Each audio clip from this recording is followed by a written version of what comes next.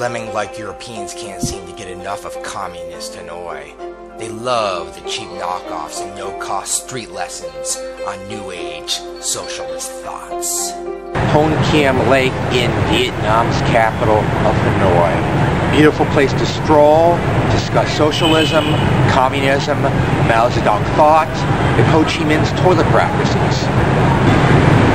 January is a very cold time in Vietnam. It doesn't matter. Find yourself in some warm clothing, walk around this lake, buy a book on Lenin, sit down on a park bench, and just immerse yourself in the socialist Vietnamese experience. Chinese New Year in the capital is a special experience.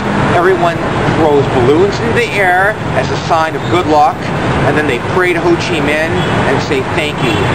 Thank you for making this a socialist country to each according to his needs. Today's Vietnam is bustling street markets, frenetic economic activity. Merchants double charging, triple charging, quadruple charging. Whatever they can get. It's capitalism.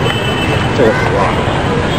Would Uncle Ho be impressed that today's Vietnamese are knocking off Western brands, quoting prices in US dollars, and sucking down more Coca-Cola per person than any fat American?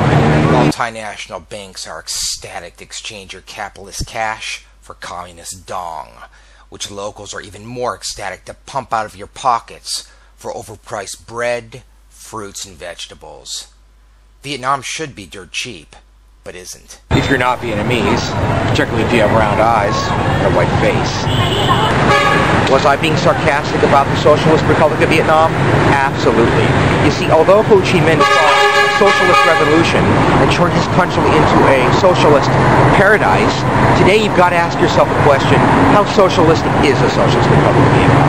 Today's Vietnamese seek the status symbols that you'd see in capitalist countries throughout the world. They want cell phones, they want nice cars, computers, Gucci bags, Prada, etc., etc., etc.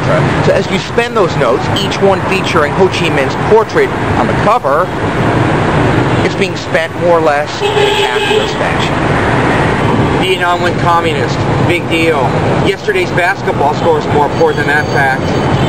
Instead of a few democratically elected leaders cutting all the profits, a few fat cats in the Communist Party of Vietnam do so.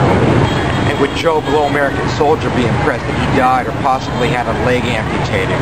Or when impotent, to vouchsafe some values that Uncle Sam reported were essential to keep the world safe from communism? So what? Vietnam went communist. So what? All the things that the American soldiers were fighting for: freedom, patriotism, consumer culture, Vietnam embraced anyway. Capitalism, socialism, sadomasochism, it's all the same.